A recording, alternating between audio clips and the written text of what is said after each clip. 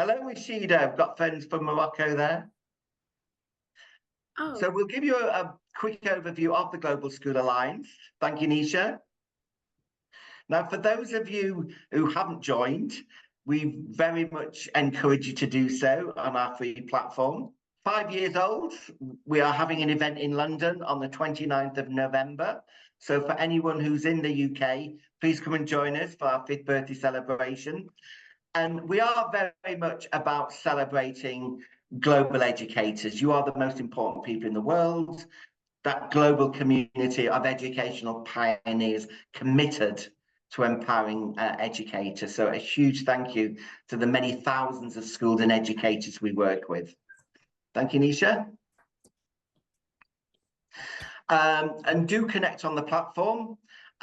We have lots of projects on there, lots of groups, and may we say a huge thank you to the wonderful Anna Magosi, who I think is on the call, who has had an amazing sustainability project. And we particularly wanted to say a thank you to Anna and all the amazing schools. I believe Mehmet's here from Turkey, a whole range of amazing educators, all of whom have contributed their projects on the Global School Alliance platform. So a huge thank you for your support there. So do get involved with that. And also, if you're interested in becoming an ambassador to share and celebrate and very much encourage other educators to get involved with our work, please do so. The link to become an ambassador is below. And it's a great way of staying in touch with each other and getting involved with new schools, with a whole range of projects. So do stay in touch and become an ambassador for us. Thank you, Nisha. And a quick mention of our awards. A big thank you for those schools who are involved with our awards. The Bronze Award is very much entry level and is very much about encouraging schools to get involved with global education, which leads to our Silver and Gold Award for those schools who are really embedding both online and face-to-face global engagement. So again, we'd be happy to have a call with you to develop and celebrate your own Global School Award journey. We can support you to establish an international partnership, very much embed that global work. And this is a really great way as well of developing a very innovative curriculum and supporting the teaching and learning of languages. And something we're extremely keen on is that face-to-face engagements. We've got leadership delegations coming up, and we'll be delighted to support that face-to-face engagement. So do get involved, and it's a great way of actually ensuring, again, that authentic teaching and learning. Thank you, Nisha. So do get involved. All the website addresses are there. And join the Student Council. We're particularly keen on developing our student councils, which is a great way of ensuring that both primary and secondary young people can also talk about the key value of global work in their schools. So without further ado, we would like to say a huge thank you to you all. Thanks for joining us, and we'll be hearing from some great speakers. So may I introduce Dr. Shilpa Indoria. Shilpa is an amazing educator from India, the principal of the Dani Vidya Madhya Ahmedabad School, which is a great place to learn and a great space to grow. It's a great motto there, Shilpa, and testament, I think, to your really fantastic commitment to global education. So we'll also be hearing from Colette, Mariana, and Anna. But without further ado, it's over to you, Shilpa, to tell us about your amazing global work across the year. Shilpa. Thanks a lot, John. That was a wonderful introduction over there. Of course, Adani Vidya Mandir, as everybody knows, from Ahmedabad, India, is a place to learn and a space to grow. So, Anisha, I think you can play the slides over there.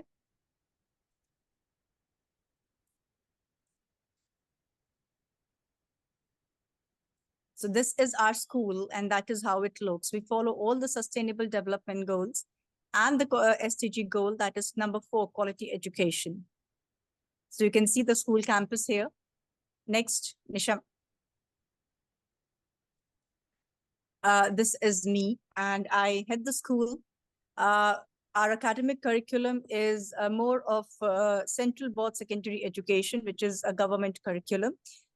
We are the most important characteristic of the school is we are 100% non-revenue, non-commercial, and a no-profit initiative. And we provide 10 years of free education along with books, transport, 3 meals a day for children whose annual family income is below than $2,000.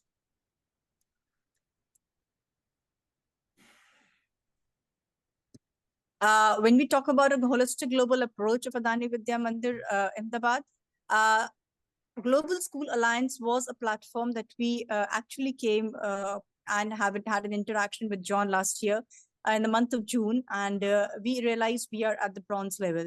And we had to work really, really hard to be at the silver level, to grow ourselves at the international dimensions over here and add more international dimensions and holistic growth of the children over here. So what we started was we started collaborating with international organizations. So we have a collaboration with the NIE Singapore, National Institute of Education Singapore, wherein we have regularly a 5-year collaboration for STEM leadership training, and we are preparing the STEM curriculum under the NIE Singapore. The professors of NIE Singapore, they keep coming to our school, and the same applies to us also because we have a collaboration. So we'll be going to Singapore, and then everything is going to be collated together, and it percolates to the students as well. We are the only private school of Gujarat, a non-government school of Gujarat, to have a collaboration with UNICEF. A very close collaboration where our children actually work with UNICEF. Whatever programs are hosted by the UNICEF, our children are over there. We are also a UNESCO school. The first school of Gujarat is a UNESCO Model School Network. And we celebrate this very interesting concept called International School Library Month. What we do is that's a platform again given to us, wherein we collaborate with schools across the world. And this year we collaborated with 9 schools in 6 countries, and there are different topics. So we have a thematic collaboration, and we create handmade bookmarks. Our children create them, and we send them to these particular schools over there in Croatia, Australia, UK, US, Portugal, and Hungary. And their students, they also send us the handmade bookmarks. And it's wonderful when they come over here in the school and we share them with the students and with the visitors over here. That's a beautiful engagement wherein you're in a time where we are losing our handwriting. The digital, instead of digital, we have these handmade bookmarks with handwritten notes by the students crossing the borders, as we used to have as pen pals long back before the advent of course, email. We are also a part of International STEM Learning Academics by AFS, which again, our children, they across all the borders. Every year we are sending our children to Brazil. Last year it was Brazil and China, and this year we have sent them to Brazil and Japan. And we are the only school in the state of Gujarat to have a child selected for Japan. Our NCC, Air Wing, and Scouts and Guides are hallmarks. We actually celebrate preparing the children for defense of our country. Books is a platform wherein we have actually started giving or awakening the writer and their students over here. So they are becoming writers, they get their books published, and those books are actually published on Amazon. So they start earning. So my youngest writer or the author is a class 4 or a grade 4 child, hardly 10 years. This are the certificates. As you see, last year, we were a proud member. We are still a proud member of the Global School Alliance. And this beautiful Bronze Global School Award was presented to us in a virtual meeting over here. And we take a lot of pride in actually being a member of Global School Alliance. So what have been done? We have been celebrating our excellence with our International Green School Award. We were in New York to have the award over there at Cornell University. We also have the Eat First School certification. That is a certification which is given to us by the Eat First initiative. That we provide meals to the children, and those meals are certified. We are the top rated school of the country in terms of Quality Council of India by NABID. Besides this, we have our children writing research papers. We have our high school children, they write research papers on climate change or the express in space or techvolution, and all of them have been published in the international research journals. What have we done with GSA AVMA collaboration? I also have with me my Vice Principal, Shaili Mishra. If she could come over. Are you there, ma'am? Yes, ma'am. Good evening, ma'am. Yeah, good evening. Can you explain the GSA AVMA collaboration project-wise? Yes, ma'am. Okay. So, Nisha, can I have the next slide over here? The GSA AVMA collaboration, what have we been doing? We have been doing a lot of projects with GSA. Thank you so much, ma'am. Yeah. Good evening, everyone. Again, here evening in India, we are celebrating good evening over here. So GSA projects, if I am talking here, then we have done a lot of projects and we are associated with this GSA with not only the collaborations with the schools, but along with the various projects.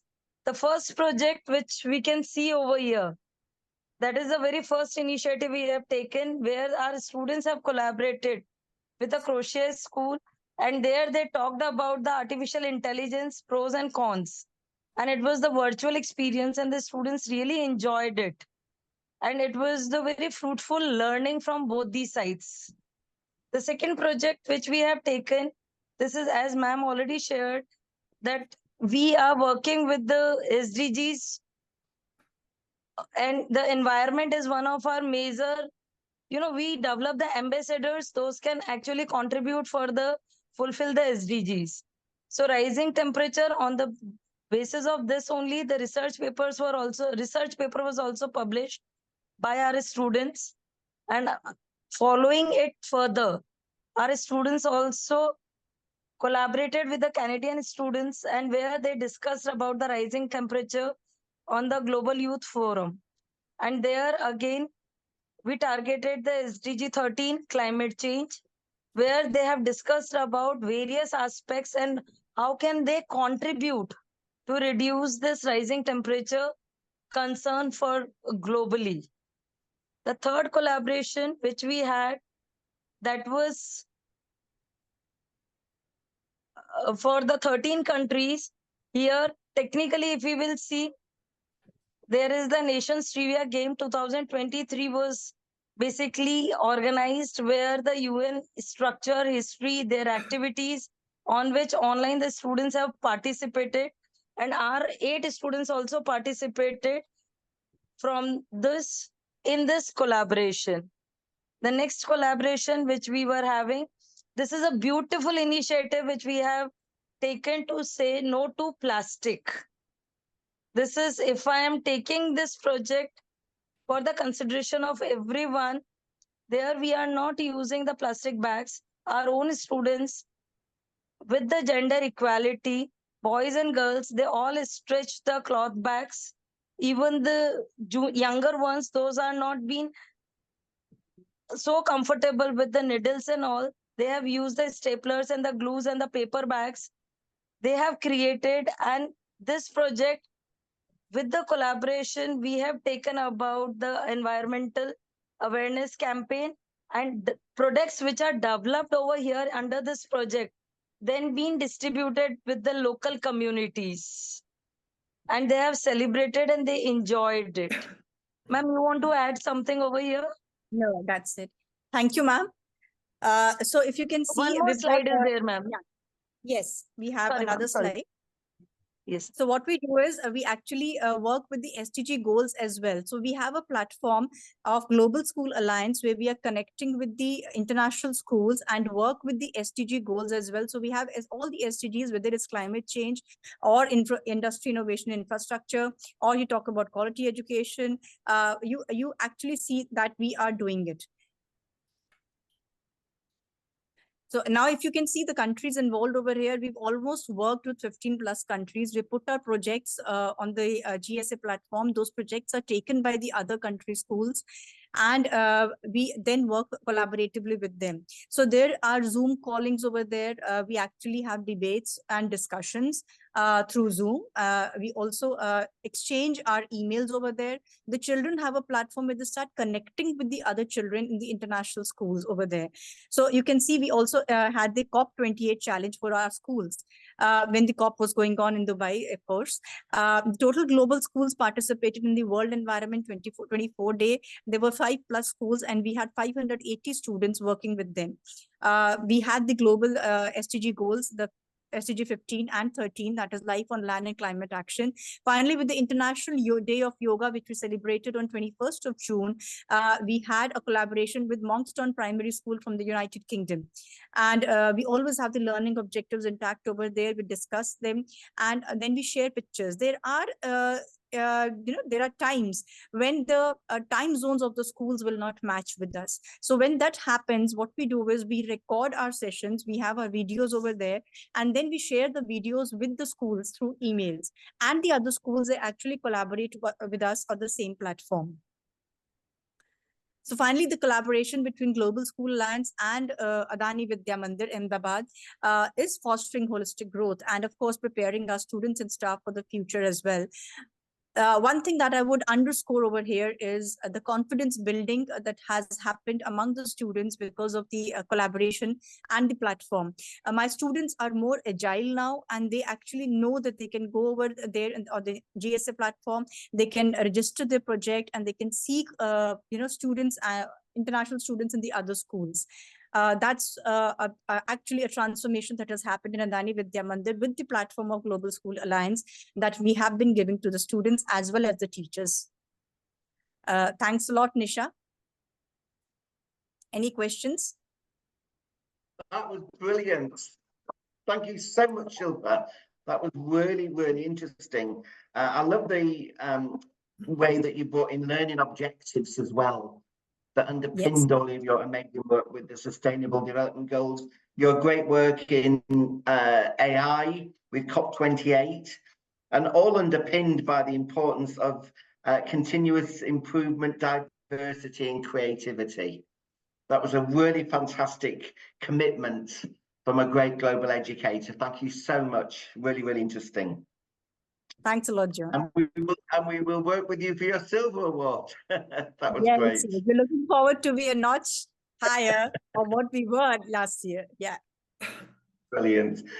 From India now, we move across to the UK and to Colette Cotton, the wonderful Colette Cotton, who is the international coordinator at an amazing primary school, Folkestone St Mary's Primary Academy in Folkestone.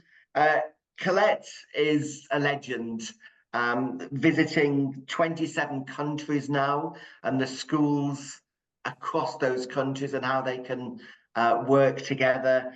A hugely valued ambassador for the Global School Alliance, and has done lots of research with the University College London around the Sustainable Development Goals. So very proud to always work and very privileged to work for the amazing Colette Cotton. Over to you, Colette. Thank you very much, John. Honestly, these wonderful introductions we get, you are so good. Will make us all so big-headed, but really appreciate it. And it's a pleasure to be asked to talk to everybody today. And I've just had a quick look. I cannot believe how many countries are participating. It is unbelievable. I think I've got over 20 countries written down so far. It is amazing. All these educators across the world, all trying to do their bit for enabling our children to become really excellent global citizens. So thank you all those that are participating, as well as to the speakers today. Right, could I go to my PowerPoint? Thank you. Right, thank you very much. That's just basically the blurb that John's just been reading. But no, I've been working in education for many, many years, and I've always encouraged schools and students to participate with partners across the world. It is so enriching for them because they discover they have so many similarities. They've also got similar concerns and worries. And it's lovely also to have the differences, which we can appreciate. Each nation has its own ones. I always feel we're a little lack on some of the lovely traditions that other countries have here in England. Right, could I have the next slide, please?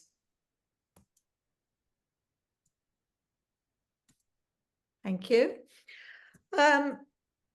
We have done so much this year. I've just given us, for this presentation, just a glimpse of how international work benefits our pupils.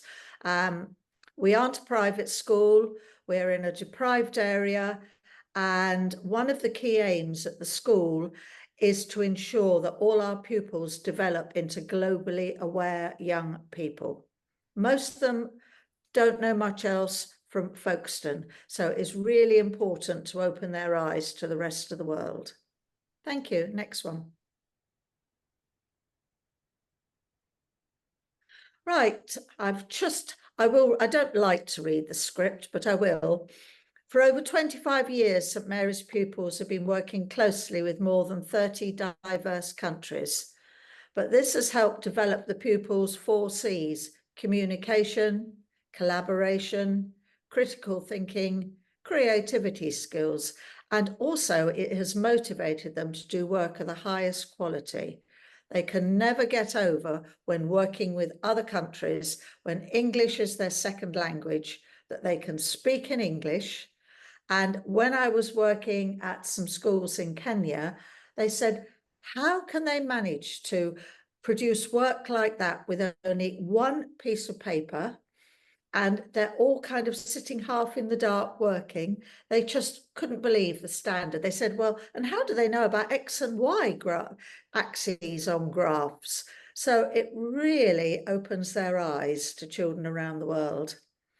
And the benefits for pupils and the teachers whose schools develop an ethos of embedding global communication and collaboration across the curriculum are immeasurable. You cannot count all the benefits there are. There are just so many. Thank you. Next one. Right. What I like about is the children all enjoy it. We work with all of the children from the 5-year-olds up to the 11-year-olds. I have a global council group of 24 children taken from each year group, and lots of the classes also do whole class projects. But the work is also very inclusive. We work with a school in Malaysia, Vision School, and we link that with our climate action because they have done a lot of work for endangered species due to the deforestation there. So we've adopted an orangutan called Agop, and the children just love it. We can have online meetings, Zoom calls with the organisers, and they will come up with questions galore that they want to ask about the orangutans. And also our special needs class, where they have got a variety of needs. They've also got, if you look at the bottom there, they have got their picture language, so they were able to pick out questions to ask, which was wonderful. So it's completely inclusive, but it really motivates the children. Next slide, please. Right, Sustainable Development Goals are now embedded across our curriculum and ensuring that every class throughout the years links to the work. We have that every class has one old term project about ourselves, another one on our community, and another one on our world. And they have a week off timetable where they all work with this, and they are all linked to the Sustainable Development Goals. At the end of the year, they get a certificate of what they've achieved, which will then go up with them until they leave in year 6, where they should have covered basically all the Sustainable Development Goals and learnt about them, and also how many of our partner schools use them as well for learning. Next, please. Right. We literally collaborate with schools on every continent except for Antarctica. Nearly got there one year, but they were only there for 6 months of the year, some of the children, and we missed that. But we do a lot of work through Zoom meetings. We've got Zoom meetings with Tunisia, with Moldova, and also we work with schools closely in Taiwan, but we actually share which Sustainable Development Goals are important for them all. And we love looking at the work that people around the world have put on the Global Council platform, and they choose which ones they think have done some really good work. This is one of our children doing something about climate change. So they print off what country it is, and then they will put the pictures underneath, so they get to find where all these places are around the world. Thank you. Next one. Right. Year 1 shared their school classroom with Heritage School in Moldova. And it was wonderful because they were asking, what do you have in your classroom? Is it like ours? So in the bottom picture here on the right, they were saying, oh, we all bring pencil cases in. So our children were showing a tray of coloured pencils. Well, we use those. And then we've got some children talking about what else they have in the classroom. And to our children's amazement, they showed us the Romanian alphabet. Oh my golly, they said that looks really complicated. And they said, how can they speak such good English when they also have to learn that as well? So that is really good. And that was 60 children in a Zoom call, but it works. And it starts them off really early, finding out what other schools are like around the world. Next, please. Right, how do we collaborate? Well, the old-fashioned letters, they bring so much excitement when they arrive. The children love opening them. What's inside? First of all, I get them to see where it's from, so they then have to actually look at a stamp. Where do we think this one's come from? Because they don't seem to get many things like that these days. So we also do it through emails. And now we have to know WhatsApp, Twitter, Facebook, because I find schools send their pictures and information by all sorts of social media. So you then have the job of trying to download them all and work out what it is that's being sent through. We have obviously the Zoom calls, and we've had face-to-face visits. Our school is linked to a school, we're linked to Burkina Faso. And in the top picture there, we actually had 2 of the teachers from Burkina Faso over for a second time this September. They've been over before, and we have managed to do some work with them, depending on the political state out there. And because it is rather difficult at times for them to work, but that's them working and talking to the school, and the children have got loads of questions. And then we had Mr. Fetty from Tunisia over in our school for several days last year, and the children were asking him questions. And he also brought loads of letters and cards from the children and artifacts, and here they are. They just love looking at them all. So we get cards from around the world, everywhere we go. Wonderful work in from Taiwan, which the boy at the top's holding. They can't believe it. I said, how do they manage to write in Chinese, in Mandarin, and also in English? Unbelievable. So we have actually done a little work in Mandarin. Next one, please. Our year 2 classes are taught traditional Punjabi dances through Zoom meetings with our Indian partner, and they just love it. We've been doing it for 3-4 years now. It is a wonderful experience. And we've actually got the head teacher of the school in Ludhiana there, and our head teacher, new one, is actually dancing at the back of that one, so she's having a go. but they all join in. So that's another 60 children learning how to do Punjabi dances. And we also send them Diwali cards, and they always let us have lots of cards back and information about their really important festival of lights, which is so important to them all. I must say our children are quite envious of the lovely costumes that they all wear in India. I said, why can't we have ones like that? Next, please. Right, we do manage to get languages thrown in all the way round. We do a World Weather Watch every year, and because Spanish is the main language that we are learning for our MFL in school, we got the children to do their weather wheels in Spanish, and we also got them to actually do the seasons and write the Spanish words underneath. And then we've got a cube, a foam cube that we throw, and it's got the words for the sun, whatever it is on each side, and whichever one they catch, they then have to say that word in Spanish.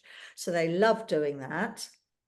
We work with a school in France, so they sent us a lovely New Year card, and one of our children said, well, it's only 21 miles away, so they made a lovely Christmas card to send to that school, who were very mindful, letting us know that it's the Olympics starting next week at Paris. And then at the bottom, for all those Chinese speakers, that symbol is long, which is the Chinese for dragon, because it was the year of the dragon. And we've used some maths in there doing tangram puzzles, and that boy has made a dragon using the tangrams. So all sorts of languages, all sorts of subjects, all included in the work we do. Next, please. Right, this is our annual World Weather Watch, which we have been doing since, I think, 2010. Now, if your country isn't there, and I can see some of them that are online now that aren't there, I would love to have you this coming year participating. There's quite a few missing. I've only got one from the USA. I've got Jamaica. That's the only one from that part of the world. And I see we've got the Bahamas joining us tonight, which would be good. And at the moment, our Kenyan link wasn't on there. I'm hoping for some of the African schools that are joining us today to join. If you want to look at this later, you can click on the link, because it has been made into an online book, which now includes the data that everybody has sent in for the specific week. It includes photos of the work they've done for World Weather Watch. And also, most countries and schools have been able now to include some examples of climate change, evidence of it in their countries. So that is all in there for each country. And I hate to tell you, there's 90 pages for you to click through online, but it's there, and it works very well. But I would like a few more countries next year. Thank you. Next one. Right. Just showing the importance of what everybody who's joined us tonight is doing. We never know to what extent enabling our students to become true global citizens will have. And then you've got the picture of the drop, which then goes into ripples. Every single drop and every single tiny piece of global work that you instill into your pupils, you'll never know where it ends up, but it sows a seed. I've actually put this on here, which says cycling around the world for Great Ormond Street Hospital. This, I only discovered this week, is from one of my ex-students many years ago when I started international work, and we were also working with Great Ormond Street Children's Hospital, and he has taken a year out of teaching to be cycling around the world. At the moment, he's in Tbilisi in Georgia, and I see there is somebody from Georgia on. He's going to all the STAN countries on his way to various, where's he going? Indonesia he's going to, and then through China. And then if anybody is interested, he's going to their area, I know he would like to go and visit you at a school if it happens to be where he's going. but you just don't know. We've had another one of our children that we've heard is now working in the Foreign Office. So you don't know where your students are going to end up and what they're going to achieve. So keep up the good work. Last one, please. Right, I think everybody knows that saying from Mandela. And I like to get my own children to produce some artwork about working together collaboratively around the world. So this is one they did a couple of years ago. And we would like to give a big thank you to Global School Alliance for the wonderful platform we now have, where else would you find 131 plus countries to work with? It is unbelievable. They're doing a grand job. We've been members of it since 2021 when we first joined, and it was much smaller then, and it has really grown. So thank you to all the team there, and thank you for all participants this evening. Thank you, John. Thanks, Colette. That was inspiring as ever.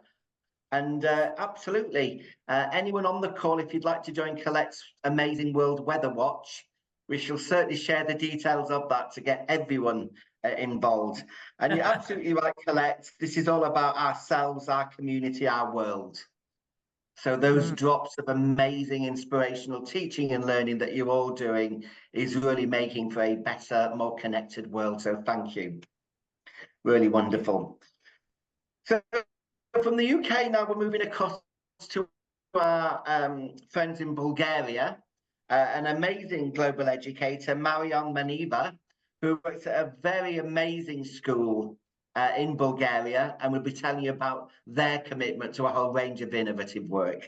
So across to you, Mariana. Okay, thank you, John. Good evening, everyone. I'm really very excited to meeting all of you. Actually, you're doing amazing job, really. I'm very impressed. And I'm going to present my school and with the things that we are doing. We are very new in Global School Alliance. We became a member 10 days ago, right, John? I think so. So your work is very motivated, and I hope next year maybe there will be more to express. So for now, I'm going to present what we are doing, and we work on projects under Erasmus. We have some experience, not globally, but around Europe. So, John, please. My presentation. Nisha will be sharing that.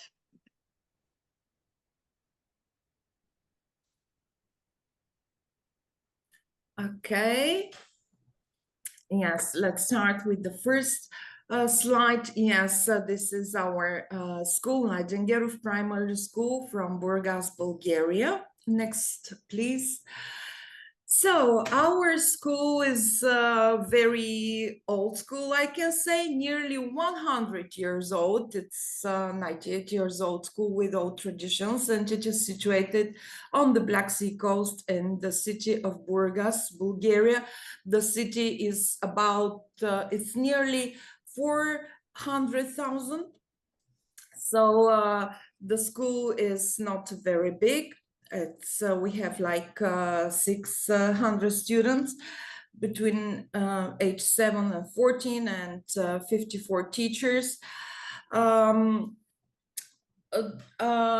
students that study in who study in our school live in different social environment and status and different religion.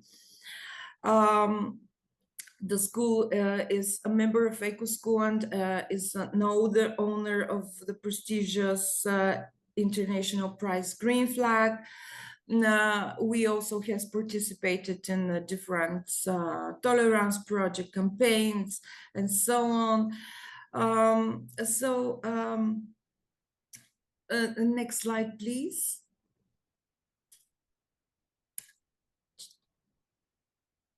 Okay, this is our school patron. I'm explaining these details because maybe Bulgaria is not known among the colleagues here. So, so our school patron is Bulgarian Renaissance writer, linguist, folklorist, Bulgarian lighted activist and writer. So I'm going to show next slide, please. Okay, this is how our school looks: 28 classrooms, computer rooms, a library, gyms, classrooms that equip for special needs students as well, psychologists, and other. So the next slide. Yes, this is also from our school, how it looks. These are some of the projects work here. So the next, please. Yes, this is the playground as well. The next. Okay. So the students in our school are from 1st to 7th grade. It is formed like 4 classes with 27 or 28 to up to 30 students, which is okay for our school because as I mentioned, it is not a big one. So the next slide, please. So these are the subjects that are taught in our school: Bulgarian as first language, English, Russian, sports, history, geography, of course, IT studies.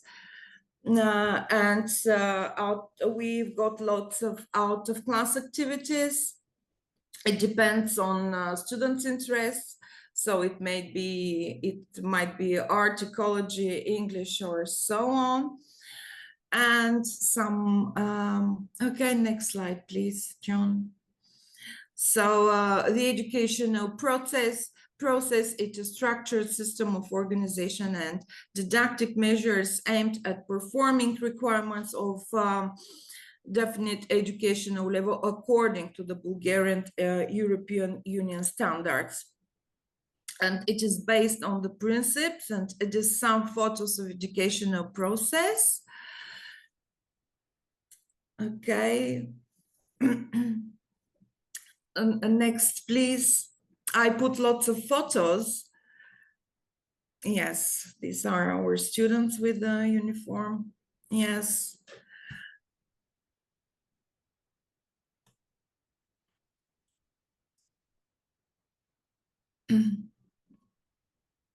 Okay, the school environment. And it is actually good relationships with students. The teacher-student relationship is very important. Rules and expectations are clear set.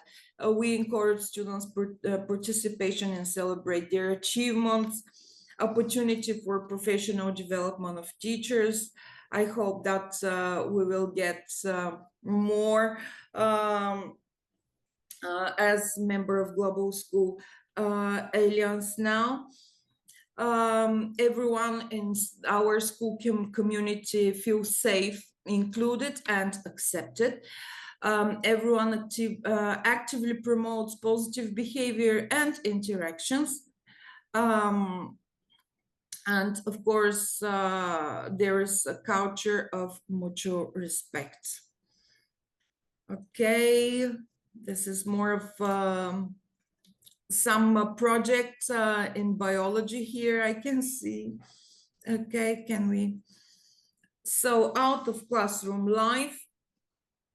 So we have got lots of linguistic competitions like Spelling Bee, like International Olympiad Kings and Hippo, and let's have fun with English. We've got lots of gold and silver medals, of course. Also in sports, we have very matches and so interesting. The students are very involved in this life. Okay, the next, please. Yes, the theater, the exhibition as well, and the music. Yes, this is so the charity. Our students are involved in charity in life very much. Can I have the previous slide, please?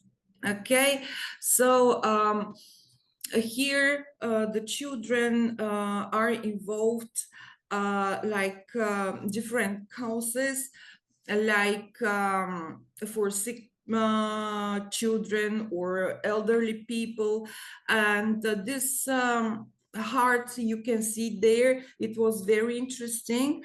Our students collect these plastic bottle caps, and after they sold them, they raised money and bought premature babies equipment, and we were very proud with this. Okay, so the next one, please. So international awareness and initiatives. We work, we celebrate, we can say, and we are involved with European Languages Day. Yes, International Earth Day. Yes. European Languages Day, yes, these are made by our students.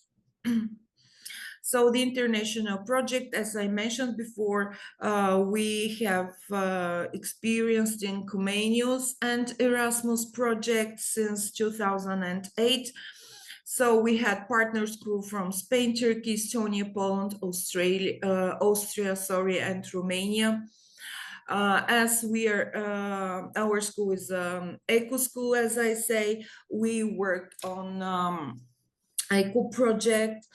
As well, when Erasmus started, we worked with partners for Portugal, Greece, Czech Republic, Italy, and Romania. And we have international projects that are running at the moment, from waste to art. This is my favorite project, Achieve.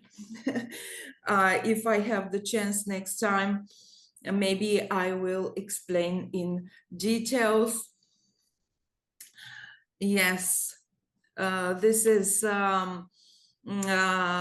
geographical maps that are made from natural materials. Yes, with children from Italy and from Czech Republics here. And thank you for your attention now. Wow, thank you so much. It's wonderful to still see Comenius and Erasmus happening, Mariana. Thank you so much for your commitment there. And a huge thank you, because I know you work with a range of young people at your amazing school, and the fact that you're giving them all those incredible international experiences. And I love the geography, the way that you've made the different countries. Yes, was really exceptional. Yes, thank you. Really, they're really interesting, and it took a really long time to make this, but thank you, really. Fantastic, thank you. And we very much look forward to working with you and all your amazing colleagues, and best wishes to Bulgaria. Thank you very much.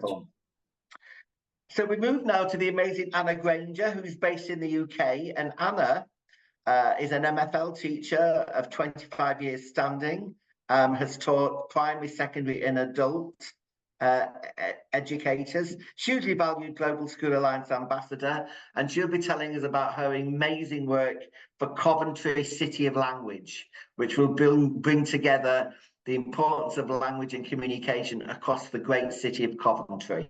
So over to you, Anna. Thank you, John, and I'm sure everybody here will agree that nobody is as amazing as you. So, but thank you very much for your. Everything I know, Anna. Hi everybody, so my name's Anna Granger. I live in the centre of the UK in a place called Coventry, and as John said, I've got about 26 years experience of teaching languages, starting in secondary school, and for the last 10 years I've been working in a primary school. Just like Colette was saying, for her school, it's a very deprived area, and many of our children have never even left their local area. There is a fair bit of racism, things like that. And I've just sort of really developed a passion for early language learning and realised the importance of early language learning and exposure to other cultures in primary schools in Coventry. You may be aware, you may not be, that languages are not really very valued in the UK. They're not taught, they're not given enough time in schools to do them well. And actually, it's my last day teaching tomorrow because I'm actually the victim of school funding cuts. So we don't have enough money in schools, and they've said there's no money for languages, so which is such a shame. But it's given me a bit of a push to actually, I've just realised I haven't shared my screen, I'm ever so sorry. It's given me a bit of a push to actually really get moving on this project, Coventry City of Languages, that we've been really planning for the last 3 to 4 years, actually. So this is just an overview of what I'm going to talk about, a bit of an overview of Coventry and Coventry City of Languages, our vision, our work so far, and what we're hoping to do moving forward. So Coventry is a city of peace and reconciliation. And in World War II, the cathedral in Coventry was completely destroyed by bombs. And the provost of the cathedral vowed afterwards, on the next day after it had been bombed, to actually not seek revenge, but to strive for peace and reconciliation with those responsible, sort of across the world. We've got, there you go, that's how many residents we've got in Coventry. That was the 2021 census. And of those, nearly a fifth rather, do not speak English as their first language. And that makes it the 9th most linguistically diverse in the UK. We have 96 primary schools and 35 secondary schools. In 2021, we were the UK City of Culture. And we are also a city of sanctuary. And we have 26 twin cities across the world. And Coventry was actually the very first city across the world to actually have a twin city. And our original twin was Volgograd, which is now Stalingrad, which is now Volgograd in Russia. And following the Battle of Stalingrad, their city suffered the same sort of issues that Coventry did after the war. And the women of Coventry embroidered a tablecloth to send as a message of friendship across to Russia. Unfortunately, that after the what's happening in Russia at the moment with Ukraine, that twinning has actually been sort of stopped. So we kind of have 25 cities, but we were the first twin city ever. So we're very proud of that. In our schools, we're even more linguistically diverse. So these are the latest census figures that came out only about 2-3 months ago. And over a third of our children in our schools speak English as an additional language. We've got many refugees, many asylum seekers. Very often these children are, once they've been in the UK for a while, they're used as young interpreters. So they're asked to go and interpret for their for teachers maybe lower down the school. And they do a really professional job, a job that actually can command an awful lot of money, a huge salary. And actually all they get after that is a bit of a pat on the back and, oh, thanks, off you go back to class. And that's not okay. And we also, I do hear teachers as well say to the parents of children, you should be speaking more English at home because their English isn't good enough. And that's not okay. I always say to the children that I teach that actually your language and your culture is your identity. And if somebody tells you that that's not important and another language is more important, then they are telling you that your identity isn't important. And I think I do hear the children going around saying that at my school now, which is fantastic. If your first language is the one that gets the job done, what's the problem? I think we have a lot of teachers who are worried because if a child's talking in a different language, they go, oh, I don't know what they're saying. They might be talking about us. They might not be on task. And we've got to get over that. We also have 2 schools of sanctuary in Coventry. And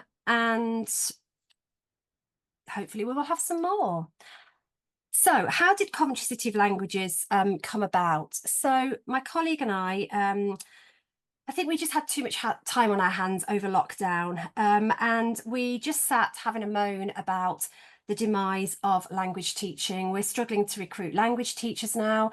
Our schools, both primary and secondary, are having less time dedicated to languages, and we're finding less children are taking languages at a getting a certificate in it. So as I say, we were just basically moaning about it. So we decided, maybe quite arrogantly, to write a vision for the city of how we would like to see languages valued and improved within our city.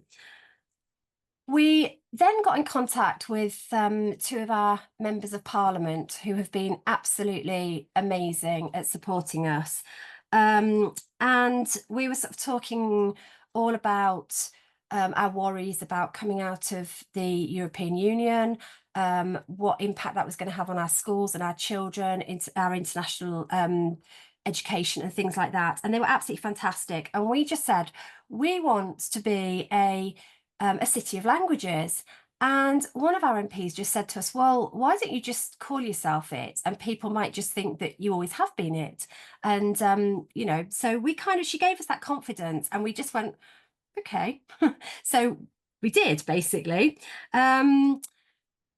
We're not the first city of languages. The first city of languages is Newcastle, which is up in the north of the UK. And we were very much inspired by them. We discovered them and we've really we've had actually met with them and we're just really inspired with what they had been doing.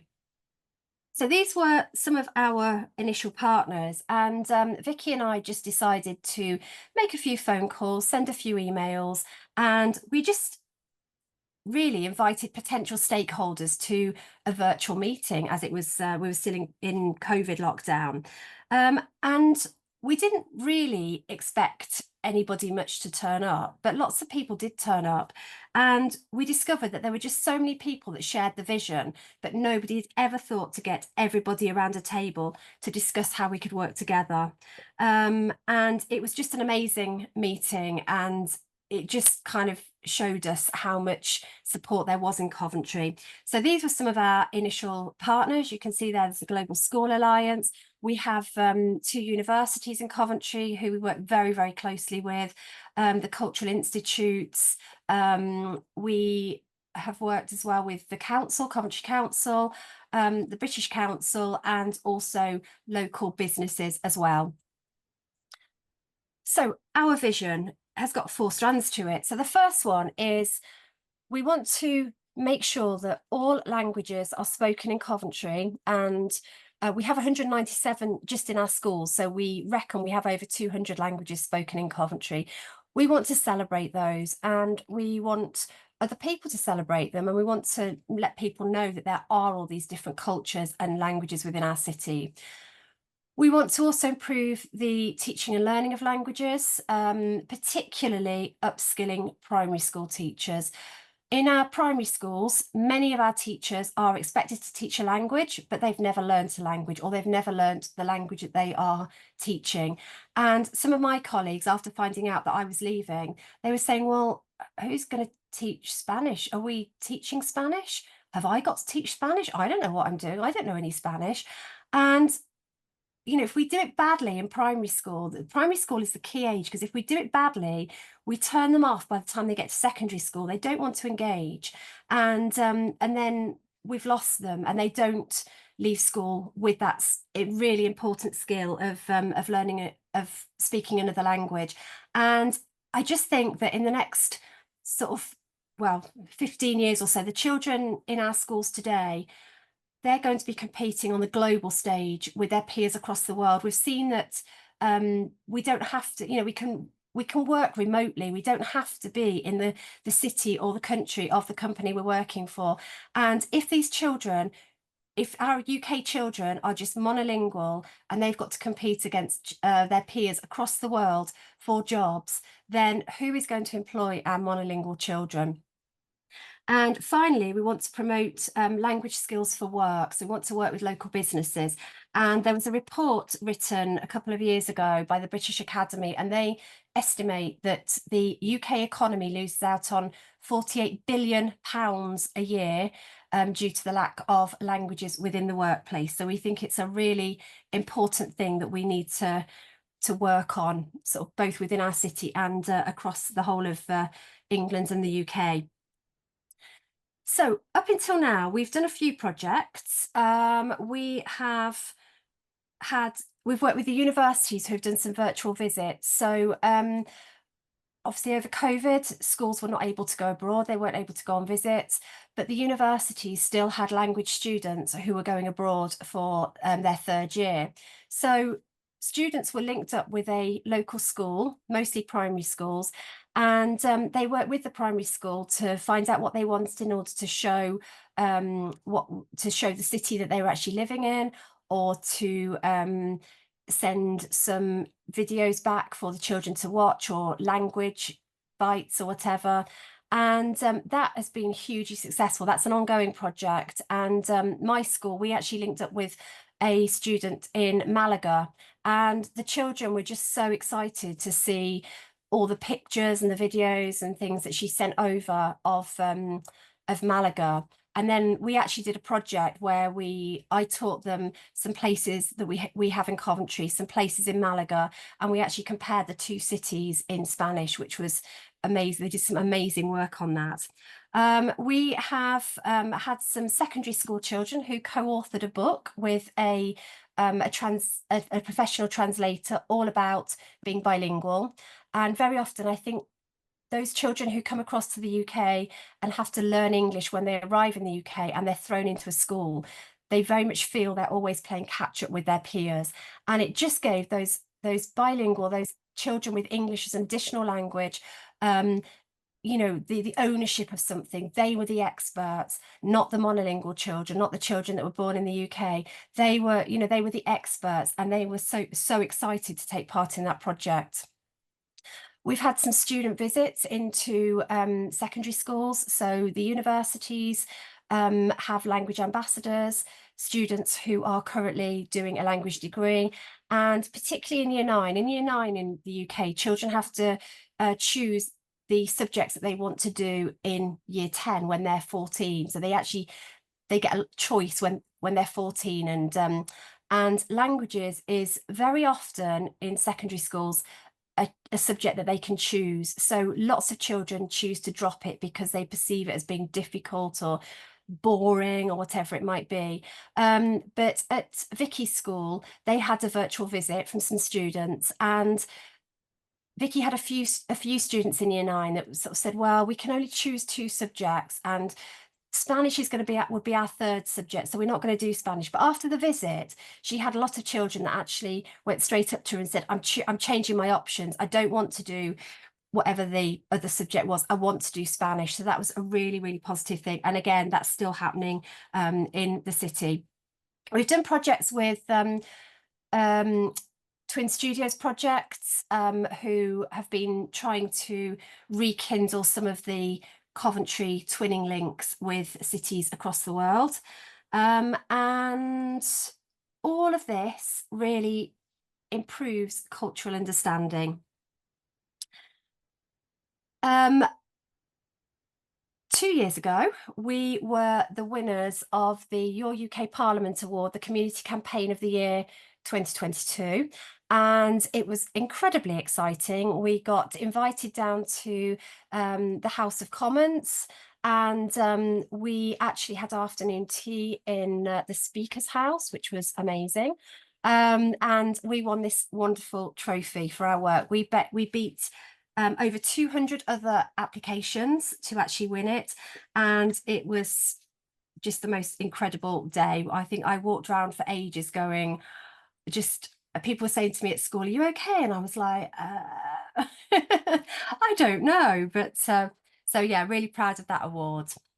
And the future, what are we hoping to do for the future? So the first thing that we want to do is set up as a charity. We have no money. We have to date, to get where we are today, we have just had to beg, borrow and steal, not literally, but you know, we've got no money that we can actually put into this, and we've always said that without funding, without money, the whole project is unsustainable. We cannot do it. We've got too many ideas. We need to set up as a charity. So we've been struggling to do that because there's lots of laws and rules around being a charity, and we've had to jump through lots of hoops, but we think we're finally almost there to put in our renewed application, and hoping that we will get some good news in the not too distant future. We also want to set up more partnerships locally, nationally and internationally to give people in Coventry more opportunities to explore languages and culture. We're hoping to set up a multilingual library. Vicky and I was watching the news a couple of years ago with lots of people fleeing from Afghanistan, and they just got a backpack and their children. And we were saying parents can talk to their children in their home language, but how are they going to ensure they're literate? Because books are probably going to be one of the last things that go into their backpack when they're fleeing a country and seeking refuge in another. So we linked up with a multilingual library in Newcastle who have promised us some books, and we are hoping that when we've got some money, we can actually set up a multilingual library, which will then be a space, a sanctuary where people can come, they can get advice, they can read with their children, and hopefully make new friends as well. We want to set up a website as a one-point reference. So anything that you might need or want in relation to languages and culture in the UK, you can go here. And we want to do events. We've had this idea for a while for we've called it Cover Vision. So it's a bit of a sort of rip off the Eurovision Song Contest, and everybody will have to sing songs in different languages. And when we have money, we might just be able to do it. We want to do professional development, particularly for primary school teachers, as I've said before, that they're not very confident a lot of the time, and we want to make sure that they've got the tools to actually do it properly. As I say, there's no money in schools, and there just isn't money for professional development for primary school teachers. And ultimately, this is a picture of the House of Commons, our Parliament. We want to change policy. We want to force the government to make languages much more important. And we've made a bit of a start on that because we got invited on the 29th of April to go to a meeting with the All-Party Parliamentary Group for Modern Languages. So this is a group of MPs and people who sit in the House of Lords who this group looks at languages and looks at ways that they can actually improve provision of languages, both within schools and elsewhere. So they invited us for a meeting all about cities of languages to find out a little bit more about what we were doing. We got to tell them about our vision, our work, and also suggest how they can help us. One of the things we said was that we wanted to create a movement of cities of languages across the UK, and also we wanted languages to feature much more on the agenda for members of Parliament when they're debating. And there were 4 cities of languages there.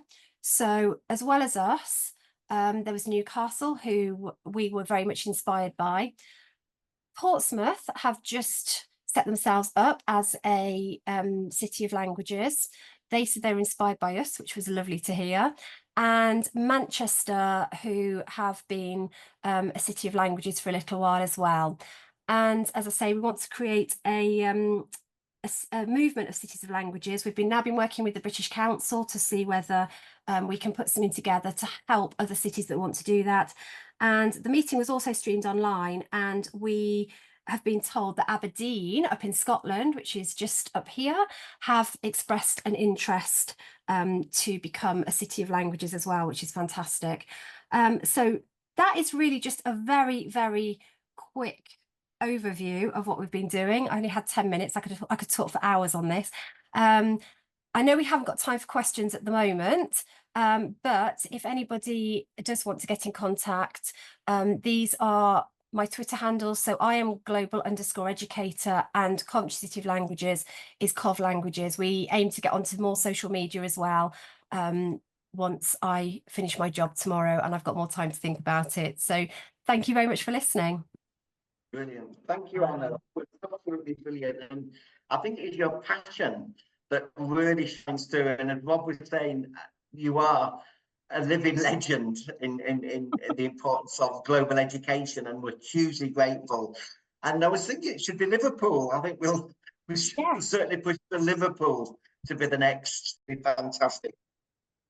But just to say, I think what was very profound is that vision with action can change the world. And you are doing that, Anna. In fact, all of you on the call are contributing to a more just, a more equitable global environment for all of our young people. So just to say thank you, Shilpa. Best wishes to you and your colleagues across India. A huge thanks to our wonderful Colette. Best wishes to you and to all the amazing primary schools in your region. A big hello to Mariana, and thank you, Bulgaria. We look forward to working more closely with you. Thank you very much. It was brilliant to have you join us, and best wishes with all your Comenius and Erasmus work. And thank you to the wonderful Anna Granger. Really, really wonderful work. But I suppose the biggest thanks is to our wonderful global community. This would be nothing without you, nothing without your commitment, your vision, your profound commitment to bringing the world into all of your classrooms. I always say, and it's very true, you are the most important people in the world.